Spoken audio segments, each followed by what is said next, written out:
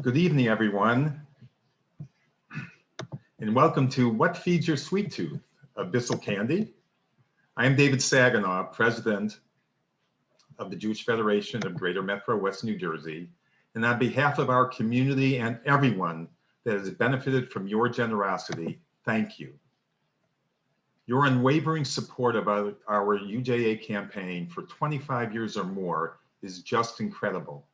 In your honor, the Jewish Community Foundation, which is the plan giving and endowment arm of the Jewish Federation, has made donations to two of our local partner agencies, Jewish Family Service of Central New Jersey and the Jewish Family Service of Metro West, to help fight food insecurity today and every day.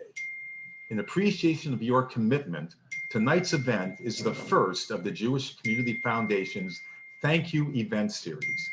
Over the years, your dedicated annual support has enabled our federation to respond rapidly to a myriad of challenges.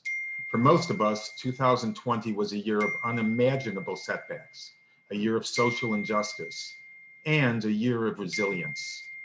But good does not happen on its own.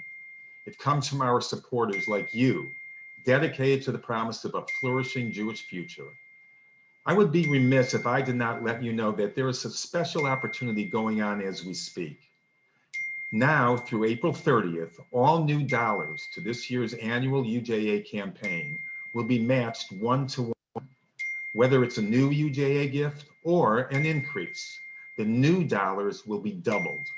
So, if you have not yet had a chance to make your UJA gift this year, this would be an opportune time to do it so that your increase will be doubled and have double the impact. You may also recently have heard that our Jewish Federation will be celebrating its 100th anniversary in 2023. In honor of this milestone, we are undertaking our largest campaign ever to ensure the viability and strength of the Jewish community of Greater Metro West for the next 100 years. This campaign includes the recently established New Century Fund, which provides an opportunity for our most loyal and committed donors like you to continue the important work of our Jewish Federation by establishing your own Jewish legacy. We will be contacted in the near future to give you the opportunity to participate in this historic event. Thank you for your support over all these years, and thank you for joining us here this evening. Now, it is my pleasure to introduce Susan Weinstock, Chair of the Ner Tamid Society Committee. Susan? Hi, I'm Susan Weinstock, and I'm honored to chair the Ner Tamid Society.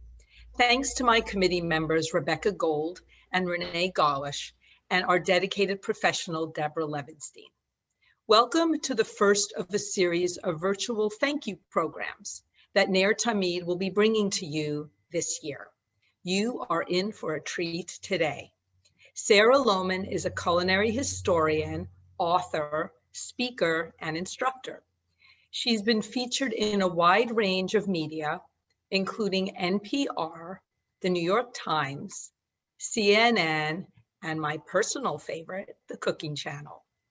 Sarah has presented at the Smithsonian Museum of American History, as well as the New York Public Library, and a range of other venues across the country. Sarah co-hosts a monthly online lecture series called Masters of Social Gastronomy. Please check out Sarah's recordings on her website in the podcast section. You'll see she keeps everything fun as well as informative. Sarah is the author of this book, 8 Flavors, The Untold Story of American Cuisine, and she has another book coming out this year. Sarah's first food-related job was at a museum, cooking colonial food over a wood-burning stove. It was a tough choice, but we decided on a different subject for our program today. Everyone loves sweets, and I know you will love Sarah as well. Sarah, take it away.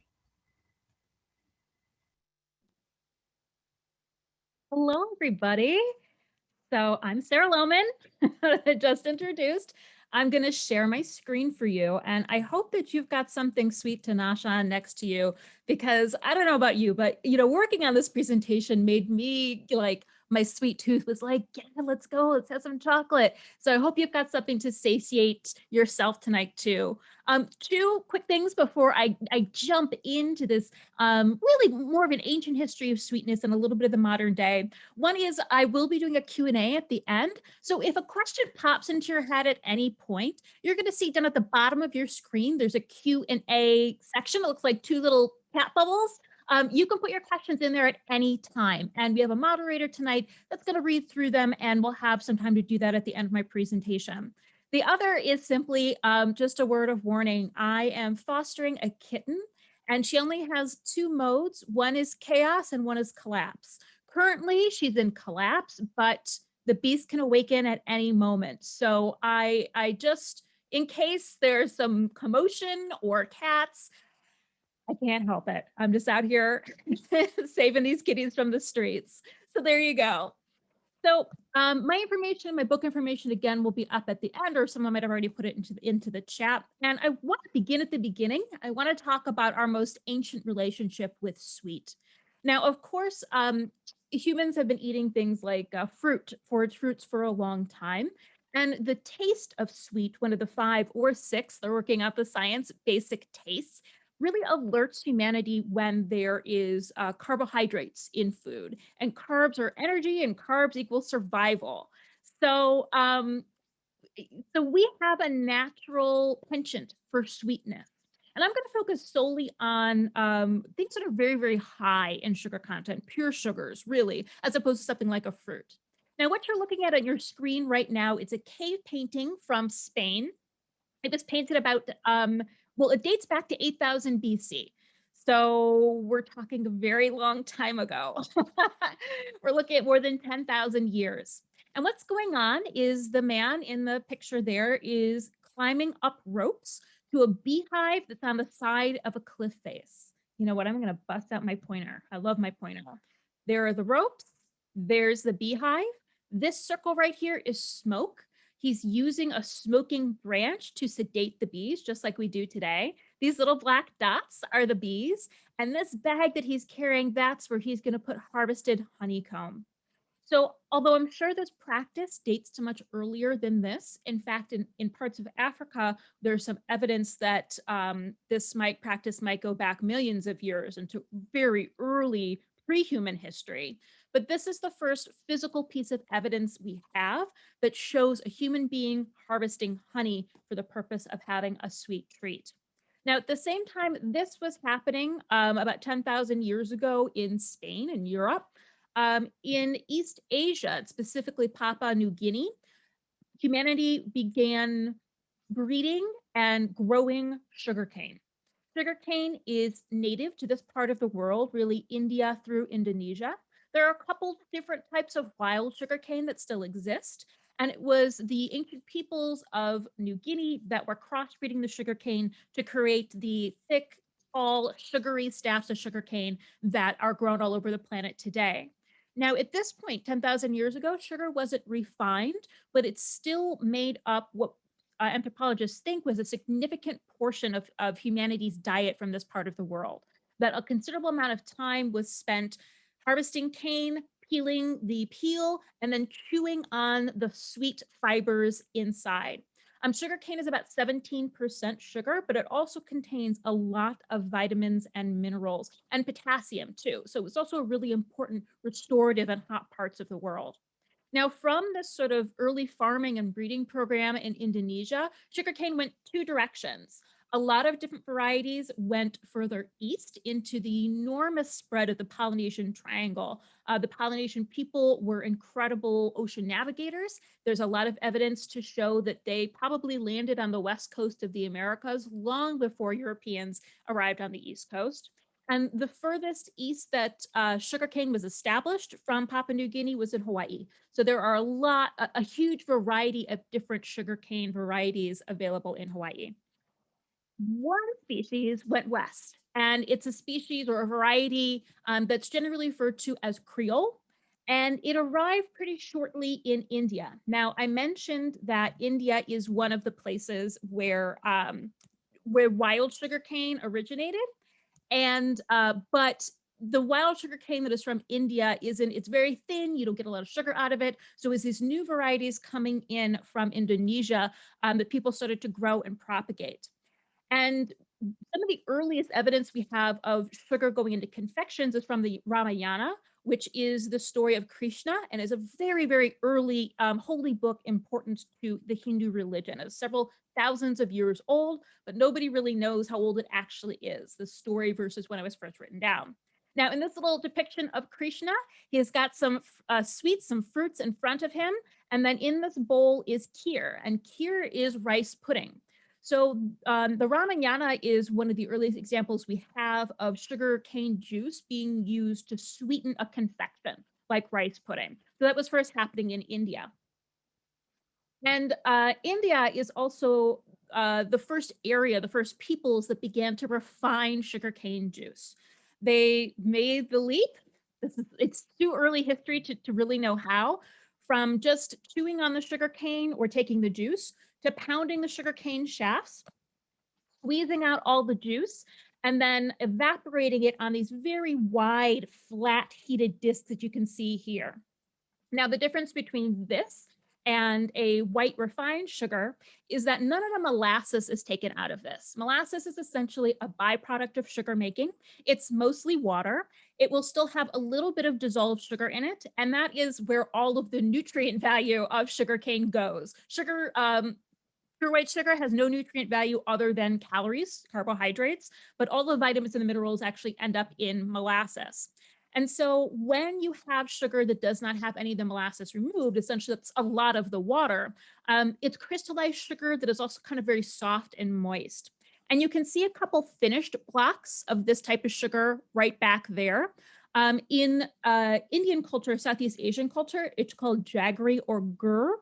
But this is also used in the Caribbean, which later on in the, almost by the 16th century, by the 17th century became a sugar producing region as well. So you would see this product used locally in the Caribbean, and still to this day, if there's a Caribbean neighborhood, Caribbean grocery store, you're going to find, usually it's cones or disc, and it's called pioncillo, but it's the same type of minimally refined sugar, and it has this very like dark brown molasses taste. It's very tasty. This is what it looks like when you buy jaggery in the store. So it kind of comes in a block, but again, it's sort of like a little bit moist and a little bit sticky. So where sugar became white sugar, became fully refined, was a slightly further west in what is today modern day Iran, but in medieval Persia. So I should say the first evidence that we are sure of sugar refining comes from India, and it comes from a Hindu religious document written about 500 AD. So while we are certain that people in India were refining sugar before then, the first written evidence we have comes from 1500 years ago. Within 100 years, within a century, sugar goes further east into the Arab Empire, particularly into Persia, which begins to grow it. And within another 100 years, the reach is really vast into all of the cultures that at the time was part of the Arab Empire. That includes all over the Mediterranean, more Spain, and northern Africa. Those became big sugar growing regions. And it was the ancient Persians that refined the refining process about 1500 to 1400 years ago. The images I'm going to show to you to explain this refining process are actually from much later. From the images and tools are from the 19th century, and they're from Louisiana. Because of course, as sugar became a bigger part of European cultures, it spread with colonialism and was much of the cause of early slavery. And slave labor was needed to produce it as people needed more and more and more sugar. So this is what sugar refining looked like in the 19th century in the American South and Caribbean, but it is essentially the same techniques and methods that had been used by Iranians for, a century, 1,500 years before that too. So what you're looking at here is the sugar cane would be crushed over here, and then it comes into this large tub here. And then ladles are used to ladle the sugar cane into smaller and smaller, largest to smallest, and hottest to coolest, big vast kettles. Let me show you. So this is from a museum in Louisiana. It's a smaller setup than the one we were just looking at, but you can get a sense of these. This is where cauldrons would sit, big cast iron cauldrons that were used to refine the sugar. And this is used to boil the water out. So when you've got the most amount of water, only 70% sugar, it needs to go on a very high heat. So really in here is where the fire was built. The sugar steams off. As it gets thicker and thicker, the people who are working with the sugar, they are very adept at this. This is a very highly skilled job, and they know just the right time to ladle out and put it in now the smaller and cooler one.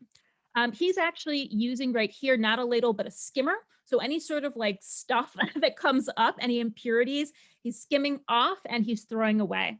And then once it gets to here, this is about as refined, not necessarily refined, about as condensed as it can get in this system. And then it's ladled from there into these clay conical molds. And what these molds do is they allow the molasses that is in the sugar to seep out to the sides and then to the bottom. And there's a little hole in the bottom of these, like a little plug that is left in while the sugar is still crystallizing, and then is taken out so the molasses can drip out of the cones, okay? So obviously this work was very hot, miserable, and difficult. And so that's why it was performed by enslaved labor. It was performed by enforced labor camps. And this is really what the craze for sugar, like I said, caused slavery. Slavery was very much based around food. And in particular, it started with sugar.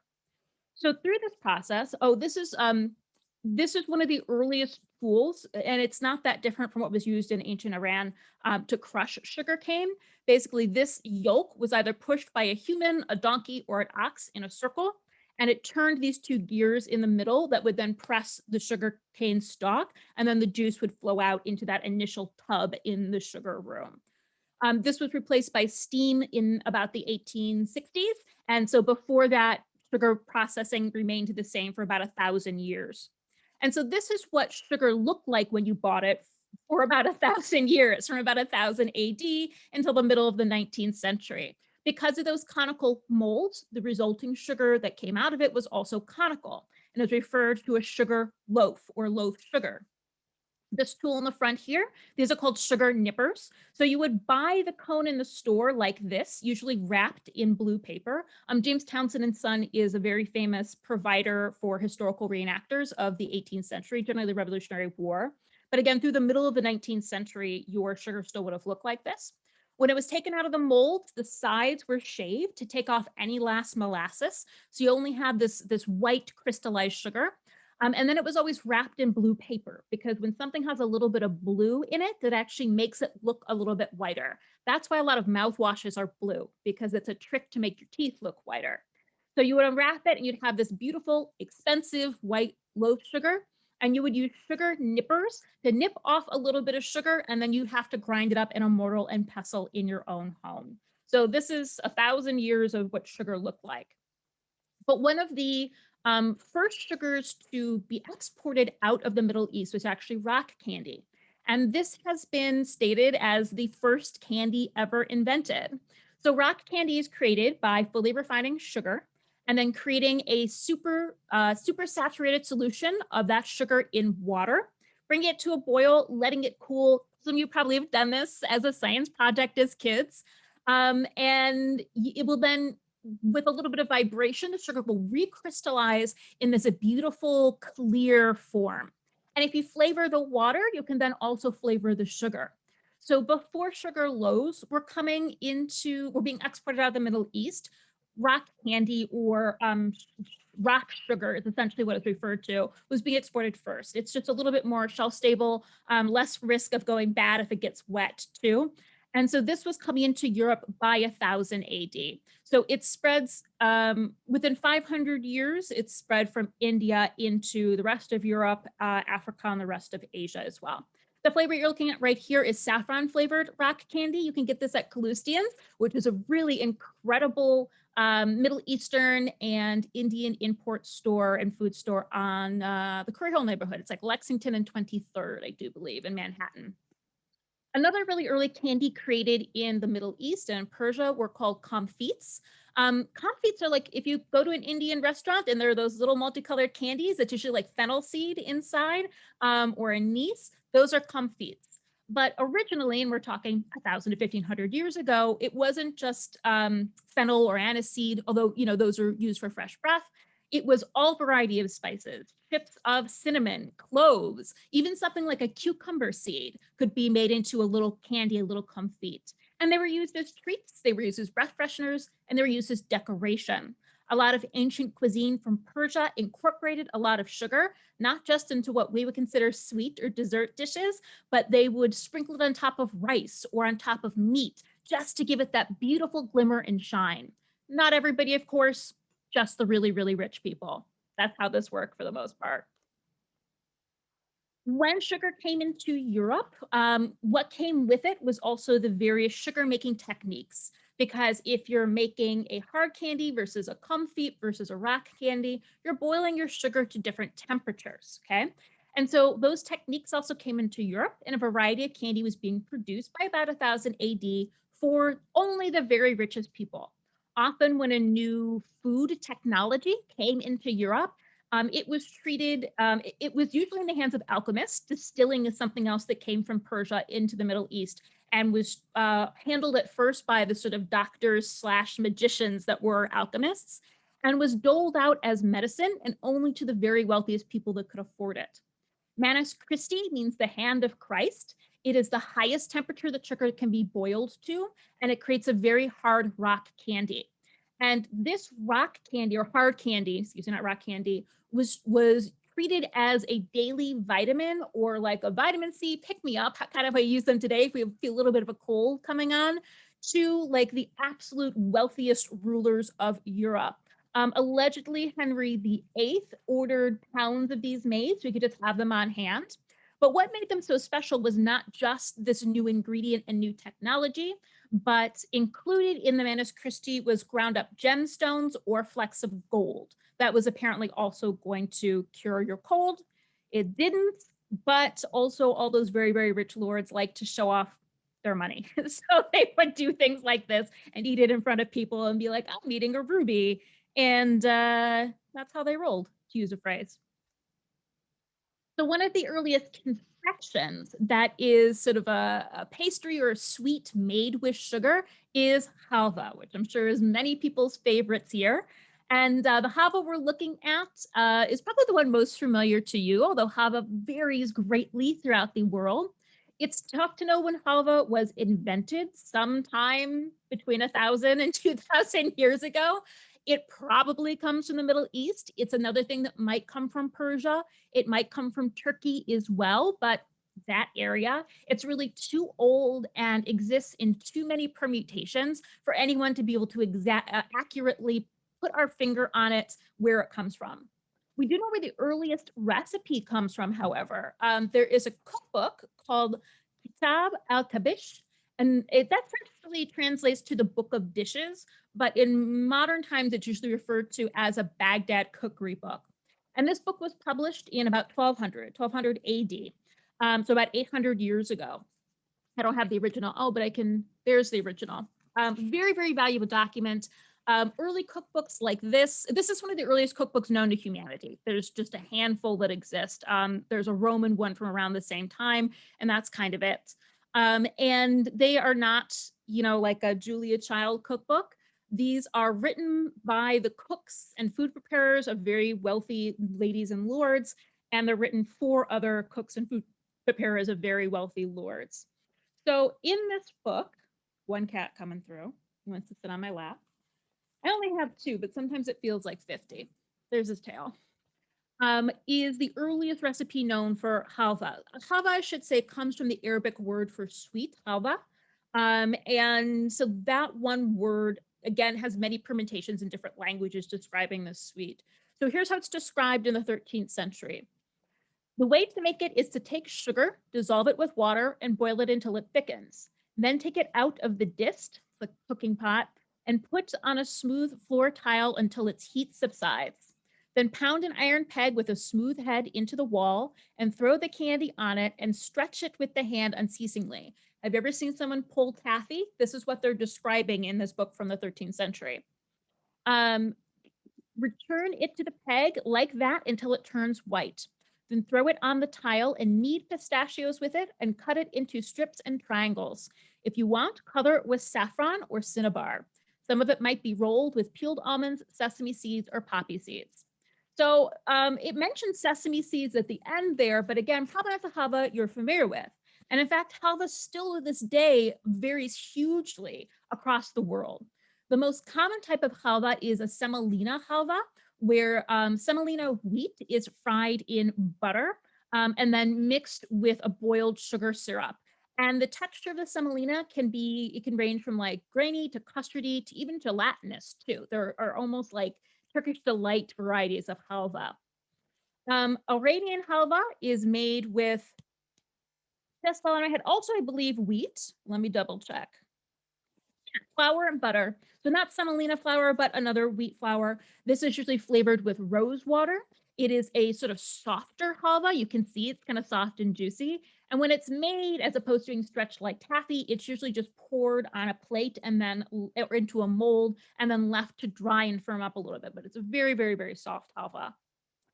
Here's Israeli halva, which is to me a little bit nougaty. And this is a modern halva shop. And you can see that there is coffee, there is chocolate chip, there is cinnamon. There's a huge variety of different flavors. And the Israeli halva is usually sesame based too, with a sugar syrup.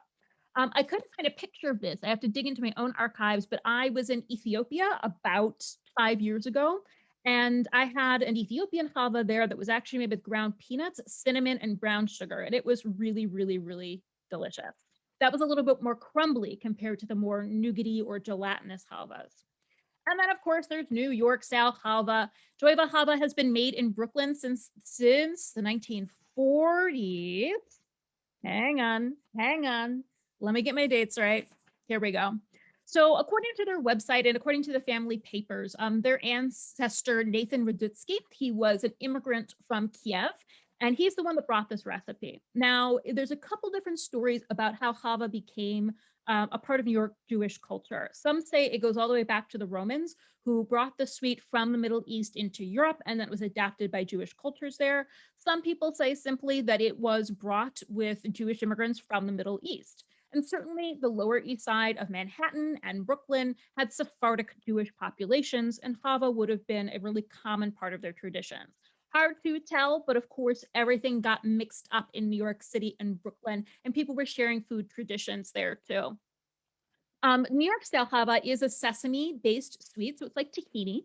It is also mixed with a boiled sugar, but what's different about the halva made here in America is that it's mixed with whipped egg whites. So essentially gets mixed into a meringue.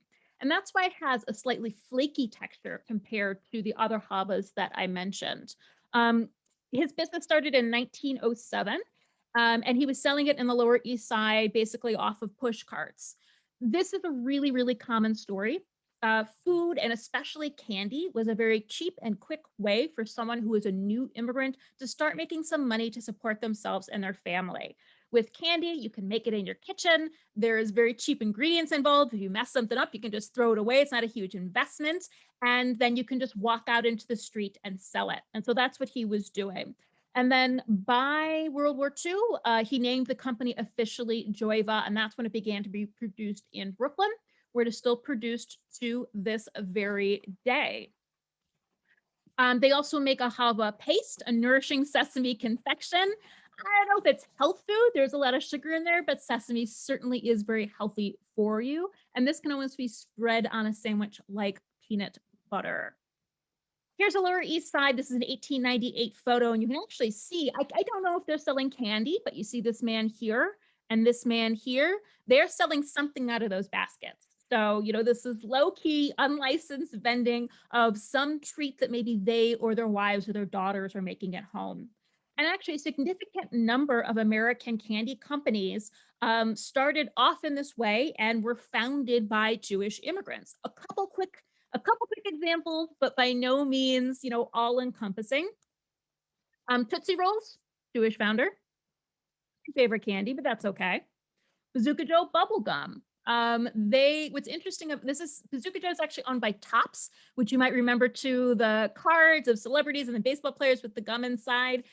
They were founded just before World War II. And interestingly, they survived by buying up other sugar companies and using their sugar quotas. So a lot of places were going out of business because sugar was very, very heavily restricted. So they're one of the few gum companies that made it through World War II. And of course, Bazooka Joe was this like kind of based on the idea of a World War II hero.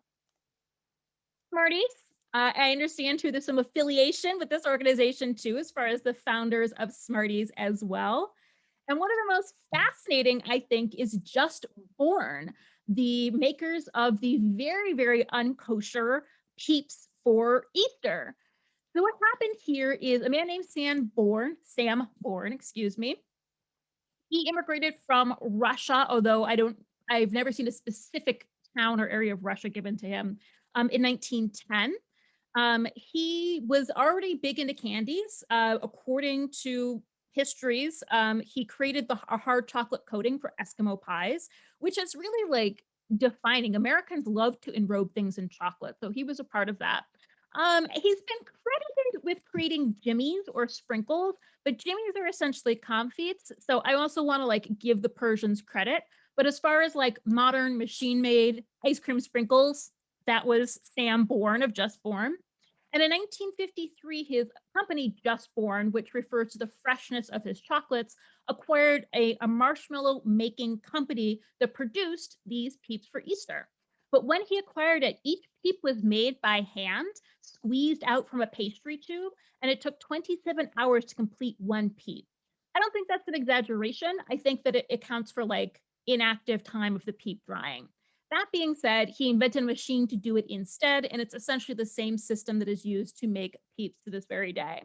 Now, the Peeps factory, it shut down just before Easter last year because of COVID concerns. They said, don't worry though, we've made all the Peeps you're gonna need for this holiday season. And they have opened back up to focus on Peeps for this year's holiday season. Some of you might know too, they make a variety of other marshmallow things for other holidays, which they've mostly cut out of the last year and focused on the most important things, marshmallow Peeps. So although marshmallows and Peeps are made with gelatin and the company to this day is still Jewish owned, they basically say, you know what, it's not our candy, it's not our holiday, so we don't have a problem with making it for non-Jews. They also make hot tamales and Mike and Ike's as well. Those might be some of your faves. And that's it. That's a very brief history of candy. Talking a lot about the ancient history and just a little bit to the modern day.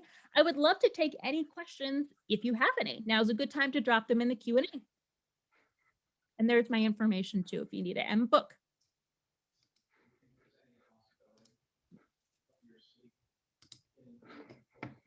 I'm trying to start my video. Hi, Rebecca. Hi. So I don't know if anybody can see me. But hello, everybody. Can you see me? I can. Sarah, thank you. Thank you for sharing your delicious insights into what feeds our sweet tooth. Are you craving any candies right now? Okay, so I have to be honest, my favorite and my family's favorite candies are bullseyes or cowtails, which are the cream. Yep. Yeah. And we are big Good and Plenty fans. Really? Licorice fans, yes. I do think Good and Plenty's are also a Just Born candy. Oh no, they? Mike and Ike's. Mike and Ike's, yeah. Big fans Good and Plenty's, all the same company. Yeah, I hear you. Gummy bears, Jelly Bellies, we're all big fans of that. So I want to just say thank you very much for your presentation, and thank you to all of our guests. I'm Rebecca Gold. I am honored to be a member of the Ner Tamid Society Committee. We have a few questions from our viewers that we hope you can answer. Has there been a shift in people's tastes for sweets? Were there particular types of sweets that were more popular at different times of history than now? That's interesting. I mean, I think the biggest difference between now and eating candy historically is the sources of our sugars. You know, far more things are sweetened with high fructose corn syrup, which is not necessarily a bad thing. Keep in mind that all sugar, too much sugar is bad for you no matter what the sugar source is. Let me just put it that way. Even if it's honey or maple syrup, something all natural, if you consume that in excess, you're going to get diabetes, you're going to lose weight, you're going to have all sorts of other issues. So let me just put that out there. So I actually don't villainize high fructose corn syrup over sugar in terms of health, but there definitely is a flavor difference, but it's much cheaper to produce in America. So a lot of things are sweetened with high fructose corn syrup or beet sugar. Obviously, we have much more land that we can grow beets on as opposed to cane sugar. And in terms of that, in a fully refined sugar, there's really not much of a taste difference. It's both sucrose, so it's the same molecule. So it doesn't matter which source that it comes from. And although the beet industry is also really rough and there's a lot of difficult manual labor, it is not as difficult. There's not as much of a human cost as there is on cane sugar. And then, of course, we have artificial sweeteners too. So we have all kinds of, you know, 100 years ago, there was sugar, and now we have a lot of different sources for sweetness to put into confections. But it's, I mean, I think in terms of what sort of sweets are available, they have been most, like some of the classics have been around a century, like Smarties, Tootsie Rolls, they also exist, you know, an average like sucker or hard candy, that's something that kids are still eating. I think the bigger differences are like the semi-liquid candies that I had in the 80s that are like corn syrup based, and now I think of and think are so disgusting. And sour. So we started using citric acid as a big part of candy too, to create like, you know, super sour gummies or warheads. I think that that's a more recent trend. As far as, I mean, I'm 39, so I'm not connected into the candy. I haven't been trick-or-treating in a long time. So actually, those of you with young kids, I would love to hear from you. You can put it in the chat, and maybe Rebecca or someone can let me know, you know, what have you seen as a trend in candy today, as opposed to maybe when you were growing up? So we might have grandkids on. These are our audience today are people who've been giving 25 years or more. So we might not have young parents on, but we might have grandparents on. I have to say I have a 20-year-old and a 23-year-old, two boys, and we have definitely brainwashed them towards our candy preferences, but they were big fans of all of the sour candies. That was a big trend. And those Licca candies and baby bottle tops, all those sucking candies, those tart sugar candies. That was a huge thing.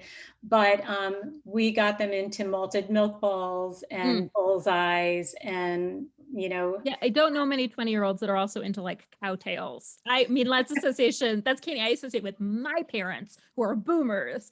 So that's, you know, good on you. There was a lot of work. But yeah, definitely sour candies is what I remember from growing up too. And still there's like, in the same way we have this push for like super hot peppers and hot sauce, we still have a push for like super sour things too.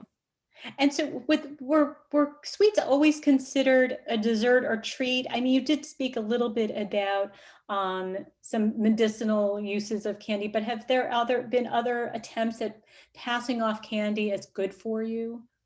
A little bit around the turn of the 20th century, and again in the 1970s. So the turn of the 20th century, sugar really sort of jumped on. Around like the 1920s is when we began pressuring women to be very thin. And a lot of it had to do with the change in clothing. We weren't wearing corsets anymore, and clothing was cut a lot leaner. And as opposed to being a bit rotund, being attractive, being very, very lean, essentially like a teenage boy, was considered attractive. So that's when we see a really big push for dieting. And you can find a lot of sugar ads from like the 1920s to the 1950s where sugar is like, it only has 15 calories and it gives you energy and it's great for dieting. Yeah, basically they want you to just eat sugar and you'll be fine. And even today, you know, they do the best they can on the bags of like a bag of Domino's sugar. It says only 15 calories per teaspoon or whatever. And then in the 1970s, the sugar board consolidation of companies, they funded a lot of anti-artificial sweetener research, and actually got a couple artificial sweeteners banned in America that are not banned in other countries. And it's now been sort of looked at again 50 years later, and just like it was all funded by big sugar money looking for a way to prove that sugar was safe and healthy versus artificial sweeteners were dangerous and cancer causing. Right. So definitely, I mean, sugar isn't healthy. It's a wonderful treat. You know, I'm definitely not anti-sugar, but I definitely take breaks from it. But they have tried in modern history to pass itself off as being a healthy alternative. My advice, everything in moderation. Right. I did see a bowl once that said that chocolate comes from a plant, so it's a vegetable. Oh, I like that. that Big was a fan, fruit. It's a big fruit, fan of chocolate. whatever. So last question is, what's next for you? What, on the horizon of food history, what's next for you? Yeah. So I am, as was mentioned a little bit at the top, in the middle of working on a second book. Furiously working. I'm trying to get it done. It's surprisingly hard to do in the pandemic because I was often distracted by other things. But the publication date is fall of 2022. And the book is called Endangered Eating, Exploring America's Vanishing Cuisine. And I have focused on 8 different foods that are on the verge of extinction that are deserving of being saved. I researched the history, the cultures, the people that caretake these foods and why they're important to them. And I'm offering ways that people could take actionable steps to get engaged, even if it's just eating something delicious that supports the farmers and the shepherds and the fishermen of these foods. So that's what I'm in the midst of right now. And again, fall 2022. And I also do lots of events just like this. I think links are going to be posted to my website, but I always keep my most updated events on my website. And I've got another one on Thursday with food historian Michael Twitty, who is just Great. an amazing scholar of the experience of Africa and America, is the best way I can put it, through all the different ways that Black people have come to this country, whether that was forced immigration or if they came as immigrants later, the descendants of those who were working in those cane plantations too. Yeah. So together, we're really going to look at the program is called The Evolution of American Cuisine. And we're going to look at it from 2 perspectives as to what immigrants have brought to the table, like all of the Jewish immigrants that we mentioned tonight. Yeah. And he's going to talk about what enslaved Africans have brought to our table too, and how these groups have shaped American food. That's Thursday night. Important. So important. Thank you. I'm so excited about And it. I just want to give another little plug for your book, 8 Flavors. It's fascinating. You have to read it and you'll be amazed. We have a program coming up soon about Jews and their love of Chinese food. Very important to read a chapter of this book before that program. So Sarah, thank you so much again for joining us tonight.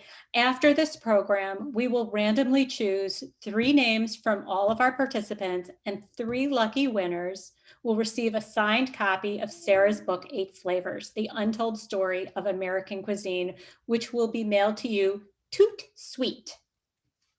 We hope you've enjoyed our program this evening, and we look forward to seeing you at our next Ner Tamid Society Thank You event on Thursday, March 18th at 4:30 in the afternoon. Our guest speaker, Andrew Ko, will be elaborating on this love affair between Jews and Chinese food. I love Andrew Ko. Awesome. Such Join a us. great writer and researcher. Great. Be sure to register. Finally, mark your calendars for Wednesday, June 16th at 7 p.m. for the last of our Ner Tamid Society Thank You events. We are excited to bring to you the New Jersey Symphony Orchestra. Invitations will come out in the spring. And lastly, thank you, thank you, thank you for your unwavering commitment and generosity. You do a world of good. Stay well and good night. Thank you. Thank you, Sarah. Thanks, everyone.